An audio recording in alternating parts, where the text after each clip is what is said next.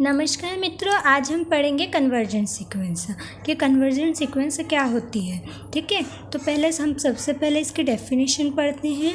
A sequence S N, इसे ऐसे bracket से दर्शाते हैं, और X N is said to be a convergence to a real number L और to have the real number L as its limit it for each epsilon greater than 0 there exists a positive number n naught depending on epsilon. If n is greater than equal to n naught we have epsilon greater than 0, then limit n tends to infinity is equals to l, और l कैसा होगा हमारा finite. l जो है यही हमारा convergence है, ये लिमिट है हमारी। ठीक है, देन हम कह सकते हैं कि मॉड में F X minus L less than epsilon है और मॉड में X N minus L less than epsilon है।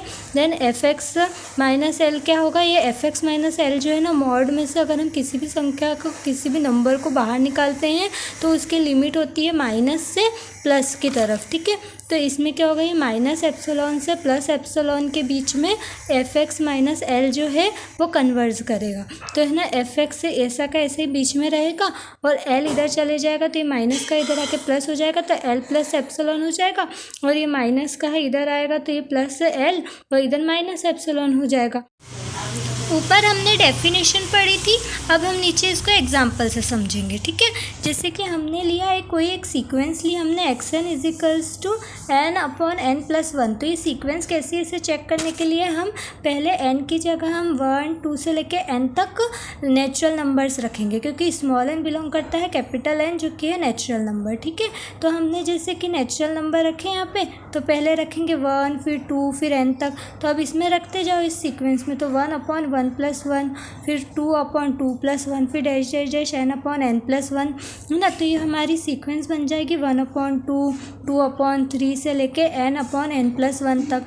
फिर हम जैसे यहाँ पे कन्वर्जेंस चेक करेंगे। ऊपर हमने डेफिनेशन में पढ़ा था कि कन्वर्जेंस चेक करने का या कन्वर्जेंट सीक्वेंस चेक करने का फॉर्मूला होता है। तो limit N tends to infinity x N is equals to l है, तो limit N tends to infinity N upon N plus 1 है। पर देखो इसमें हमें ना डायरेक्ट लिमिट नहीं रख सकते, क्योंकि अगर किसी भी क्वेश्चन में हमें डिनोमिनेटर और न्यूमरेटर में अगर कोई एन दे दे या एन स्क्वायर दे दे, तो ये क्या है, हमारा पोलिनोमियल है। तो इसे थोड़ा हम पहले सिंप्लीफाई कर लेंगे जिससे कि हमारी लिमिट आसानी से आ जाएगी।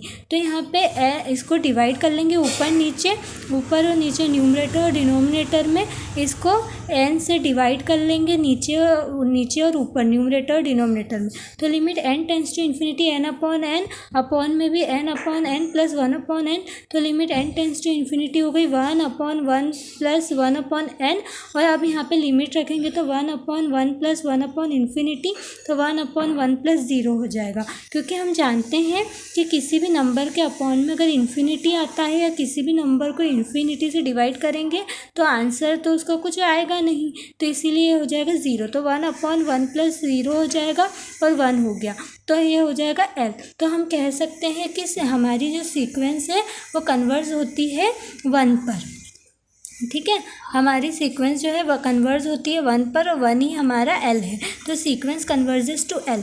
नाउ अब हम दूसरा एग्जांपल समझते हैं। हमने लिया जैसे कि x N is equals to n square is any sequence. ठीक है, तो उसकी जगह हम पुट करेंगे एन इज इक्वल्स टू 1 2 से डैश डैश डैश एन तक, ये सारे नेचुरल नंबर से।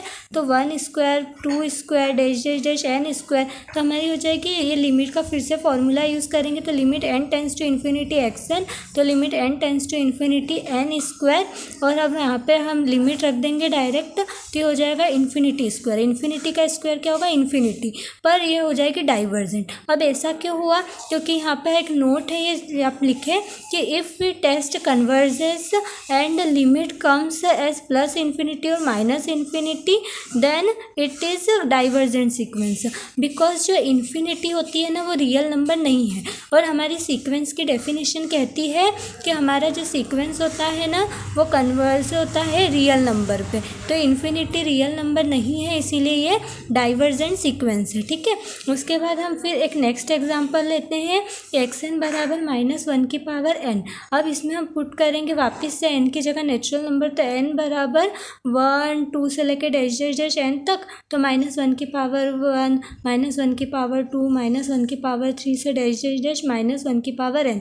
तो ये पहले आएगा -1, फिर आएगा +1, फिर -1, फिर डैश डैश डैश -1 की पावर n। तो ये -1 +1 -1, और फिर इसके बाद वापस से ना ये +1 आएगा, तो ये ऐसा चलता रहेगा। तो हम है ना limit n tends to infinity -1 की पावर n रखेंगे, तो -1 की पावर इन्फिनिटी रखी। अब हमें नहीं पता कि -1 की पावर इन्फिनिटी +1 आएगी कि -1 आएगी, तो ये है इसके दो आंसर आएंगे, +1 या -1।